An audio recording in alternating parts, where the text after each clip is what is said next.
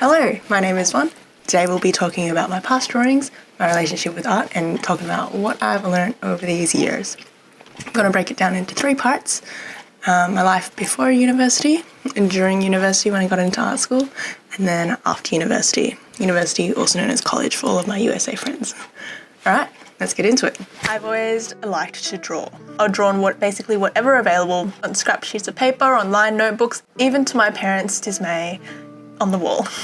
I remember writing for my first year at school, like I was 5 years old. In my yearbook, what you wanted to be when you grew up, I remember writing that I wanted to be a doctor and an artist. The doctor aspirations have long since gone. I scared of blood kind of thing. But the linkage between art, drawing well, and my identity has been with me throughout my primary and secondary school years. My parents were able to send me to drawing classes for a couple of terms in my primary school time, but either they were too far away or they, got too expensive, so I didn't really go for too long. I guess my downfall, if you could call it that, I didn't really know how to work towards achieving things. The concept of studying didn't really click into my brain until, I've got to admit, until the last 2 years of high school, when I was preparing for university exams. Prior to that, I was just kind of coasting by, not really working that hard. This inability to study and to work at something to become better at the thing also translated with my relationship with drawing. I never really tried too hard to practice much, and I felt, it was okay with the rate that I was progressing. I was still being labelled as that kid who was good at art within my year, and so that was fine with me.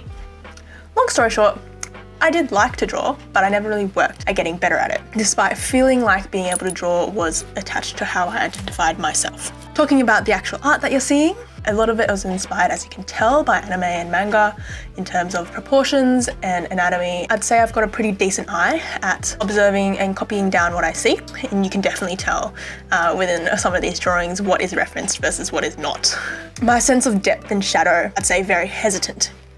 I just remember back then using a 2H pencil as my main pencil and I reckon I was probably too scared to try things, and I'd worry that they'd turn out bad. And so if you use a 2H pencil, it's super light. If you make a mistake, can you even tell? I was stuck in the mindset as well that my good drawings were a fluke and they couldn't be recreated. Artists that I referenced and liked back then were My Rolling Star / Cartoon Girl 7 / Joe. It was really big back in the day. You can definitely see references of her art style in mine. On DeviantArt there was Godzilla 23, or Sarah Giusto, I think is how you pronounce her last name. She's a really big influence, really like her style even to now. Another artist is Omocat, or Tiffany Lau, who you may or may not know as the creator of the video game Omori. So, part 2, I got into an art school and I did a double degree for science and visual arts, and my major was sculpture and spatial practice. Because of the double degree, it did mean that unfortunately my time was split up between science classes and art classes, and both these degrees are very time intensive in terms of you have a lot of lab hours as well as you have a lot of studio hours. Year on year, the reality quickly came to play that my work ethic, I just had horrendous time management skills. The phrase do today, that was me. It's kind of embarrassing to admit. That aside, things that I learned from my degree were that art does come in very many different forms, and there's such a wide array of what can be art. My eyes were open to conceptual art. I also learned that drawing and observational skills, they don't have to be really, really good at it to make good art. And embarrassingly enough, as I just mentioned, my degree really highlighted my lack of ability to kind of follow things through. Coupled with my horrendous time management skills, I really struggled to complete projects from start to proper finish. So during these years, I worked hard to improve my skills, particularly and predominantly when it was linked to an assignment, which I suppose is the point of art school. Most of my improvement was linked towards understanding 3D art and using the physical space effectively, and learning how to use materials and tools that I probably highly unlikely will ever use again, such as welding and metalworking. Super cool skills to have. I don't think I'd probably ever use them again. I became more confident in my mark making, primarily as a result of life drawing classes. During these classes, you're forced to use mediums that you can't erase, and this is in order to get over the idea that each mark is precious and each mark needs to be perfect. The idea that stuck with me is that if you've drawn it before, you've created it before, you did that. You can make it again.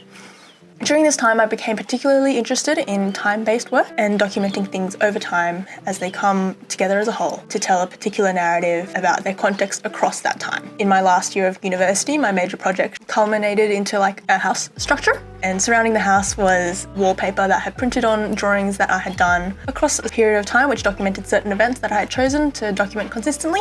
Within the house, there's a seat. You could watch a video essay being projected on one of the walls. And this video essay had scans of that drawing going through and cycling through, narrating about third culture kid experiences. Despite me saying that I like to document things, ironically enough, I actually really struggled to find imagery and pictures of my time at uni and my work that I've done during this time. I think that's potentially related to how I felt like I didn't really finish my pieces. Anyways, during this time, artists that were particularly inspiring to me include Louise Zhang, David Outmedge, Neva Hosking, and the duo Chiaoza. Part 3. After university, I managed to line up a full-time job in an office, a full-time graduate office job. The transition from a free-flowing environment such as university to the regimented hierarchy and, dare I say it, the monotony of my office job got me stuck in some real quarter-life crises.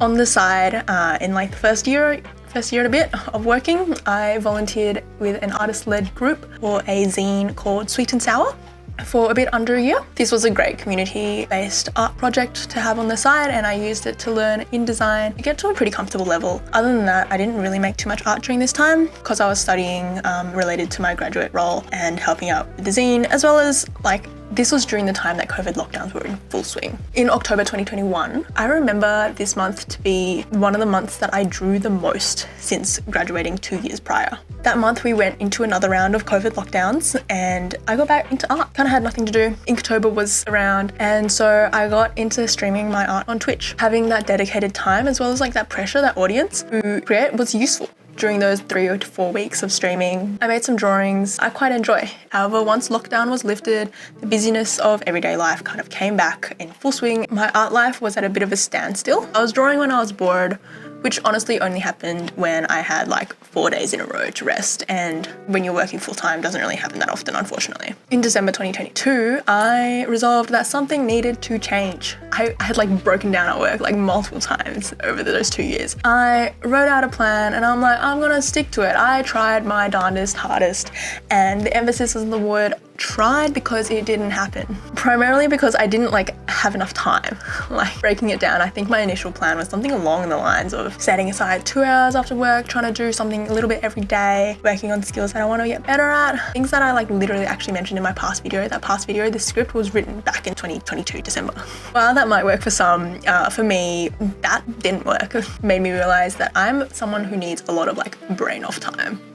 I felt like I had the same ambitions as kind of a hustle finance business bro, but I'm not built like that. So something had to change. Over time, my art has progressed. I have been heavily reliant on observation, and I think my observation skills have improved my art.